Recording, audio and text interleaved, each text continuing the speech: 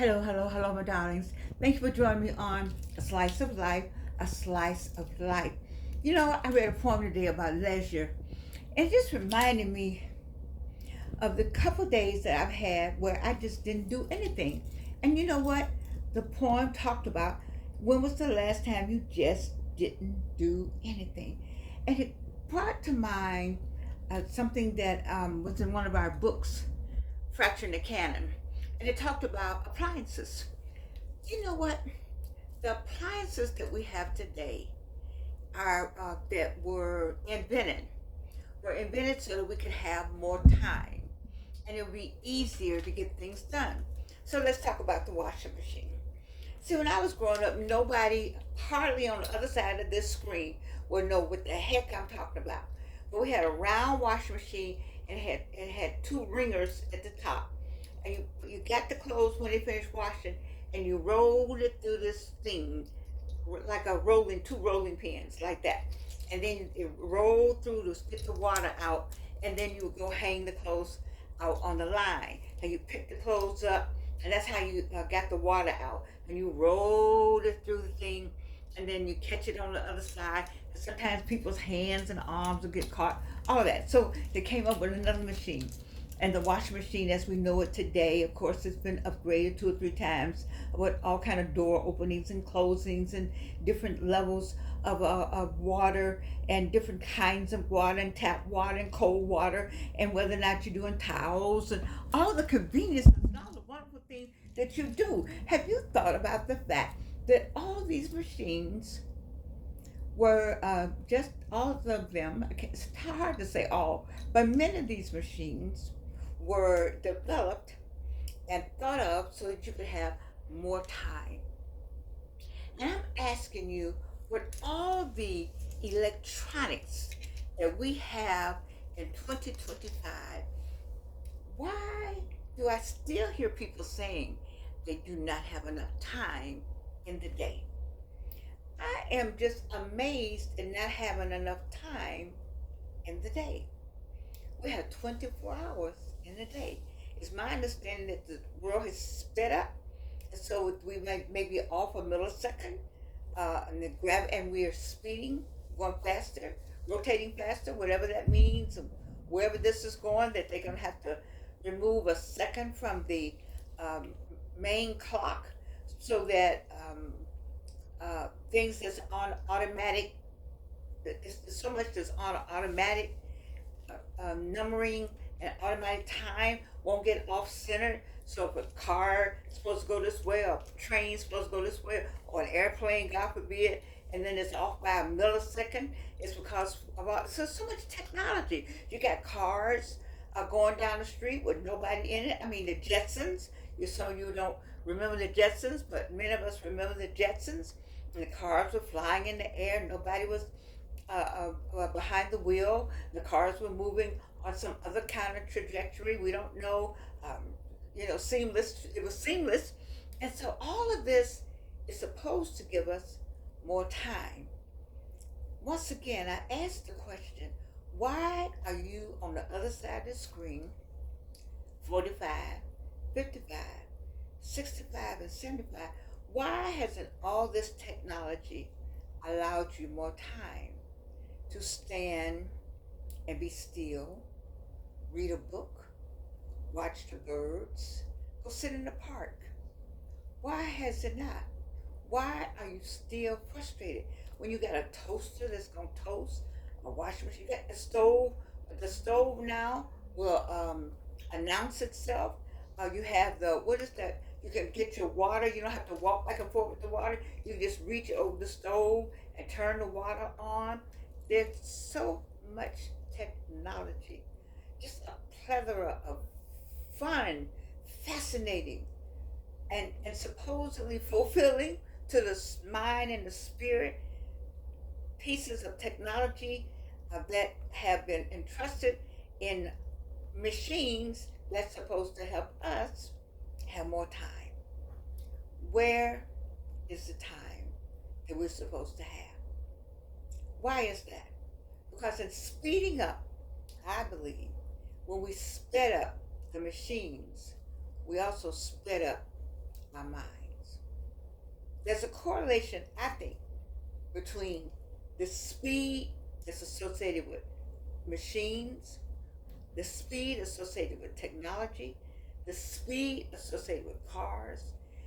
So all of that has impacted us in a way, intrinsically maybe, without our knowing, that our brains are also speedily looking for, searching for something to occupy it every second so it could keep up with what is going on and the frenzy around the world, and the frenzy around your household, and the frenzy at the job.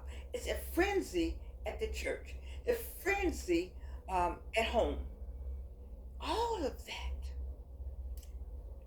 The leisure poem said, have we stopped and stood and stared like cows? I like that part. When was the last time you stopped?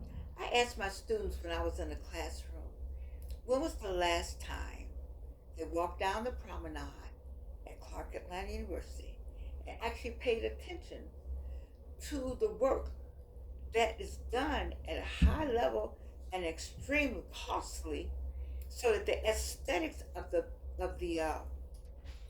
walking down the promenade, the flowers and the greenery and the trees, all that is somebody takes care of that for us at Clark Atlanta University, so that you can feel something aesthetic when you walk down the promenade.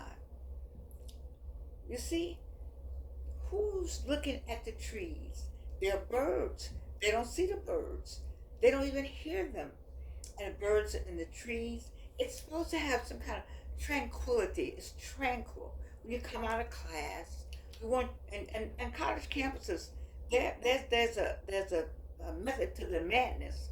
You know, there are people who study how to landscape for tranquility. And so this tranquil space is supposed to be available when you leave the brick and mortar classrooms. But nobody pays attention to it because of the frenzy associated with the next frenzy step. You got the frenzy step, the frenzy step. So what's the next? You're constantly on this. That's frenzy associated. You got how many views?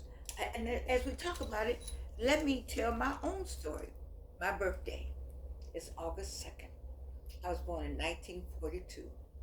My birthday is coming up next Friday, I believe. Anyway, I would like for you to give me a gift on my birthday. That's what I want. I want gifts on my birthday. I'm gonna be 83. So I want gifts. And you know what that gift is? You know what I want? Are you paying attention to what I want? I want you to give me 1,000 subscribers on my birthday. I'm at 971. You know some people. Call them and say, she does a good job over there. If you stop and listen to Georgianne, she makes sense. You got to stop and listen. You got to want to hear what she has to say. I bring you, as best as I can, information that would be good for somebody 45, 55, 65, and 75. Why, Georgianne? Because I've been all those ages. And I want you to be me at 83. I want you to be better than me. Have some teeth, have some hair, and have a little more. Oops, look at me. I'm about to knock this over. Have a little more going for you. I think I got a lot going for me. I want you to have more. You always want your children to have more than you have. And I'm not calling you childish. I'm just saying I'm old enough to be all of your mothers. 45, you know I am. 55, I'm definitely old enough to be your mom. 65 and 75, that's kind of pushing it. But I'm saying all that to say that I want you to stop and smell the roses. We're moving too fast. We're caught up. You want to meet somebody, you want to meet that person so badly that you're caught up. And where can you go next? What can you do next? What can I buy next? What kind of eyelashes can I get next? What kind of hair can get somewhere and get you a look, baby? See, this is a Georgian look. She's been looking like this when she had her own hair. I need to bring that picture. One day I'm gonna get that picture of me. I've always had this. Because I went through a windshield in 75. Yeah. And so I've kept bangs since 75. Yeah. Some kind of hairstyle with bangs. So this has been my look. Get you a good look. And get you two, three of them. That every time they see you look good. So and then establish who you are, your brand, baby girl. 45, 55, 65. Establish you a brand. You too, my brothers. Establish you a brand. You know who you are. I love the men though. I do. I love the way they roll. They'll come get you. I don't basically be talking to them, but they already make up their mind what they're gonna do. I mean, you do, and I love it. But for my ladies, I just want you to just and stand, be still, smell the roses, look at the birds, see some trees, relax. This frenzy thing has us all rushing when the machines that we are inventing is supposed to give us more time. Where is that time? And what are we doing with it? You see people eat, they go out to eat, the drive through. Before they get through the drive through, the food is gone. It is. I mean, we're just clumping it down. There's no sitting, no savoring. And I'm guilty of everything I'm talking about. And until these last teeth came out, I'm having trouble chewing now. And so it takes me longer to taste the food. And you actually can taste it when it stays in your mouth longer, when you're chewing it and taking your time. But we just want smelling and tasting, get it down and get on to the next thing. Get on to the next thing. And so when we get that food, by the time we get home, we need some more food. And then we get that food, and by the time it's time to go to bed, we need some more food. It's a frenzy. Let me ask you something. When was the last time you stood and you stared and you looked around, as the poem says, like a cow, just staring off in space, just looking back, just thinking about how good God has been to you, how good things are with you? Stop and do that. It's the weekend. It's Friday. You know, Jordan doesn't work on the weekend. Monday I'm speaking somewhere. I'm so looking forward to that. And all my books are up. I'm so proud to say I didn't bring in the last one. It's a workbook. And it asks in this workbook for you to stop and talk about your neighborhood and the smells from the neighborhood and the sounds from the neighborhood. And all of that is in the computer. The computer is here. But the computer doesn't need this. You know, sometimes the computer says, oh, this is a good one, reset or restart. That is what we need to do. We need the pause. The COVID was a reset. And unfortunately, many people died. My heart goes out to the families. But in the meantime, we need another reset with the current administration, presidential administration. We need another reset. I need for you to reset. Get out the frenzy. I got some neighbors. I call them, and every time I call them, they're somewhere. I love them. They know who I'm talking about. I love them to pieces. They're in D.C. right now. I'm thinking like, y'all was just in Texas, or y'all was just in Arkansas. I just love them. They just get up and go. They don't care what they say about the airplanes. They falling out the air and this ain't working. People, they say, hey, we're going anyway. Let's just get on up and go. Get on up and go somewhere. Get on up and go somewhere. I need for you to just stop and stare and look blank. Just like the poem said, called leisure or leisure, like a cow. You said, what? Well, this kind of looks like a cow pattern, doesn't it? Like a cow. Just sit. Just get comfortable and just stare.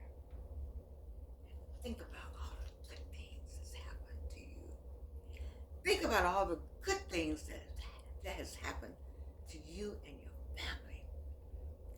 Think about all the wonderful things that are coming to you.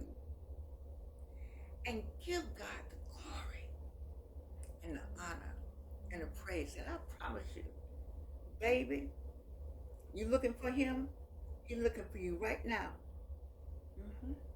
But if you have stopped and you stared and you looked out across the way like a cow, and he caught you looking and said,